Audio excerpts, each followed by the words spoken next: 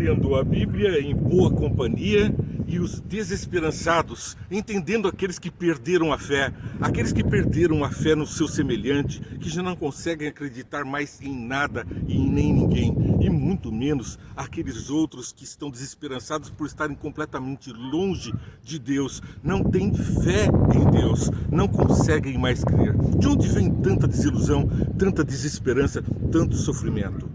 Vamos orar? Senhor Deus, muito obrigado pelas bênçãos que tem nos dado, pelo conhecimento da Tua Palavra que tem nos fortalecido, nos dado alento nessa vida. Mas nós precisamos levar essa mensagem também a outros e pedimos que nos fortaleça a nossa fé para que nós comuniquemos aos outros as bênçãos que o Senhor tem guardado a todos. É o que pedimos em nome de Jesus. Amém.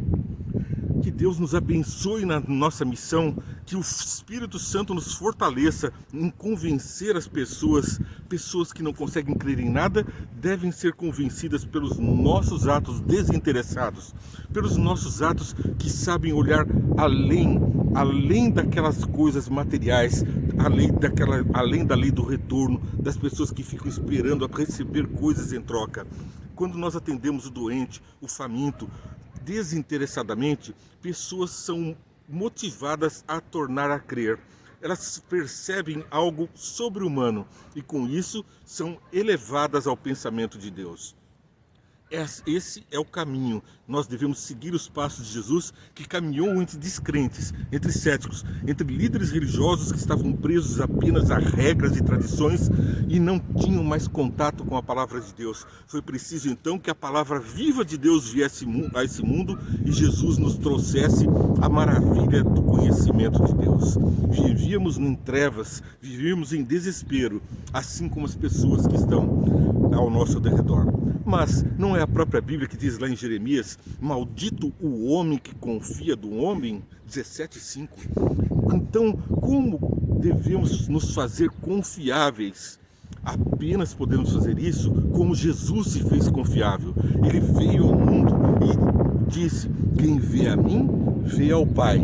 E nós também devemos agir assim. Quem vê a mim, deve ver a Jesus em mim e assim ver também o Pai.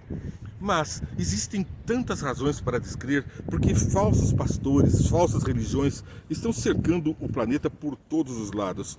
E nós vemos que essa questão, ela é antiga, já existe desde lá do tempo de Moisés. E vamos ver que em Êxodo capítulo 7, verso 11, os falsos já estavam tentando adentrar os ambientes sagrados. Êxodo 7, 11. O faraó, porém, mandou chamar os sábios, os feiticeiros e também os magos do Egito e fizeram a mesma coisa por meio das ciências ocultas.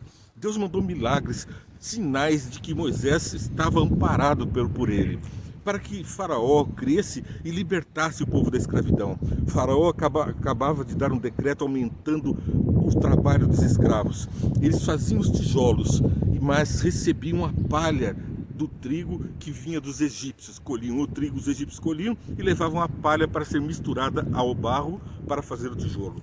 E quando reclamaram do excesso de trabalho, o faraó disse: agora, além de fazer o tijolo, vocês também terão que recolher a palha e vão fazer isso aos sábados, porque era o dia em que eles tinham ainda para o privilégio de guardar e estar com Deus. Aí Deus atua. E veja só que aqui no verso 11, eles então vão imitando os sinais. Cada sinal que Moisés fazia, eles imitavam. Mas logo no verso 22, vamos vendo que esse poder dos magos, ele é limitado. Mas os magos do Egito fizeram a mesma coisa por meio de suas ciências ocultas. O coração do faraó se endureceu e ele não deu ouvidos a Moisés e a Arão, como o Senhor tinha dito. Olha, veja só, as pessoas pregando falsas doutrinas, falsos ensinamentos, querendo se enriquecer com o evangelho, eles aumentam a descrença, fazem descrentes, pregam o anticristo, o anti-evangelho. E nós devemos estar atentos, mas levar a mensagem de salvação a todos. E veja o que diz lá no capítulo 8, verso 7. Continua a nossa história. Mas os magos fizeram a mesma coisa por meio de suas ciências ocultas. Fizeram subir rãs sobre a terra do Egito. Vários sinais, mas esse foi o último. Depois os outros 7 sinais não conseguiram mais. É o que está registrado também lá no capítulo, no verso 19. Passamos então a leitura do verso 19.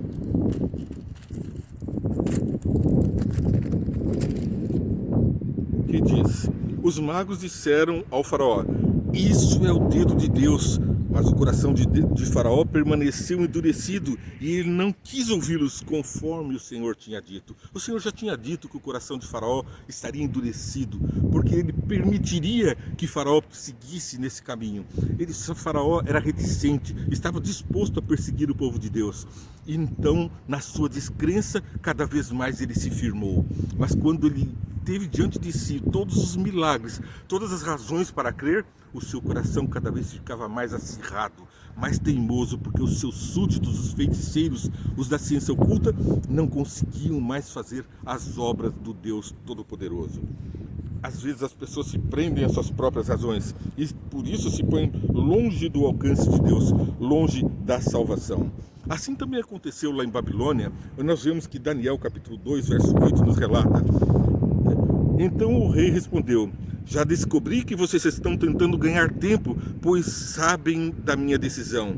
E se não me contarem o sonho, todos vocês receberão a mesma sentença, pois vocês combinaram em enganar-me com mentiras, esperando que a situação mudasse. Contem-me o sonho e saberei que vocês são capazes de interpretá-lo para mim.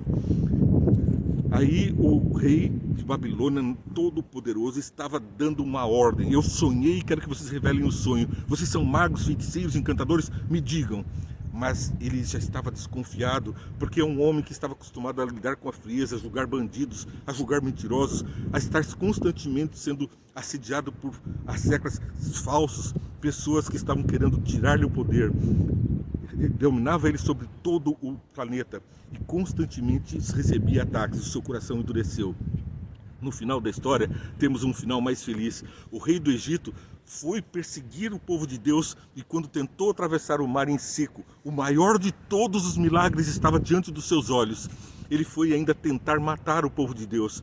O mar se fechou sobre ele, sobre todas as carruagens, e todo o melhor de guerra do Egito morreu ao tentar perseguir o povo através do mar. Mas aqui temos uma versão diferente, pois que o rei de Babilônia acaba se convertendo, se convencendo que o Deus é verdadeiro. E os próprios seguidores das ciências ocultas, seguidores de Satanás, dão testemunho disso, porque está ainda no verso 10. Os astrólogos responderam ao rei: não há homem na terra que possa fazer o que o rei está pedindo. Nenhum rei, por maior e mais poderoso que tenha sido, chegou a pedir uma coisa dessas. E nenhum mago encantador ou astrólogo, a nenhum mago encantador ou astrólogo. Então, eles mesmos estão dizendo: ninguém pediu isso e não há como atender. Isso aí tem o dedo de Deus. E vamos ver lá no verso 27 a continuação desse enredo que está sendo traçado aqui no livro de Daniel, capítulo 2. Verso 27. Daniel respondeu: nenhum sábio, encantador, mago, adivinho é capaz de revelar ao rei mistério sobre o qual ele perguntou. Mas existe um Deus nos céus que revela os mistérios. Ele mostrou ao rei Nabucodonosor o que acontecerá nos últimos dias. É nos nossos dias o sonho de Nabucodonosor. Nabucodonosor vai recebendo mensagem de Deus, seu coração vai amolecendo e ele vai cedendo, e ele vai ofertando a Deus, reconhecendo a Deus como a fonte de toda a sabedoria. Então, mas existe um Deus nos céus, diz o verso 8, que revela os mistérios. Ele mostrou ao rei o que acontecerá nos últimos dias. Você pode ter a revelação, pode ter o coração amolecido quando vê, principalmente, seguidores de Jesus fazendo a obra de Jesus de maneira desinteressada. Nós somos comissionados para levar a reis incrédulos, ao povo incrédulo, ao necessitado, a mensagem de libertação, de salvação. Libertação, cura para doenças, para a fome, para a miséria. É através de nossos atos. Deus espera que nós realizemos esses milagres, porque o milagre maior Ele já fez ao amolecer o nosso coração e nos tornar sensíveis ao nosso irmão, nos tornar pessoas que estão interessadas no bem do outro e não interesseiras nas coisas do outro. E para isso muitos ainda usam o nome de Deus. O programa Vem Entende vai ao ar todos os dias, levando a mensagem Entendendo a Bíblia em Boa Companhia, às 9 horas. E às 8 horas, 5 minutos, Vem Entende traz o resumo desse tema. Não perca, é uma programação toda direcionada, específica e especial para você. Nós vemos que depois o resultado dessa história está lá em Daniel capítulo 4, verso 7. E vamos levar a história de que quando os magos, os encantadores, os astrólogos e os adivinhos vieram conter-lhes o sonho, mas eles não puderam interpretá-lo. Por fim, veio Daniel à minha presença e lhe contei o sonho. Ele é chamado Beltesazar em homenagem ao meu nome. Veja que a história continua e Beltesazar chega aos magos: sei que o Espírito dos Santos Deuses está em você e que nenhum mistério é difícil demais para você.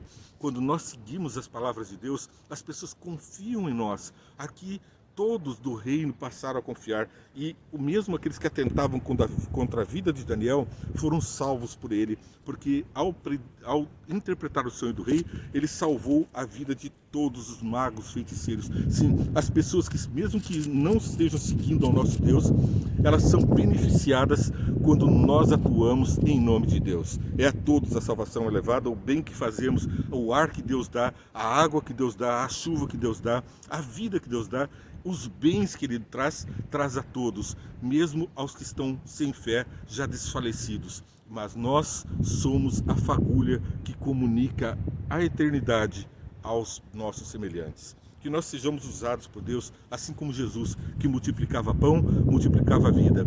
Você é um mensageiro de Deus. Aguardo você amanhã, 8 horas, 5 minutos, Vem Entende, e logo mais às 8 horas, Entendendo a Bíblia em Boa Companhia. Que Deus abençoe você e a sua família e que todos ao seu redor contemplem em você um ser diferente, uma pessoa que pode comunicar Jesus, a única fonte verdadeira de fé e esperança. Até amanhã.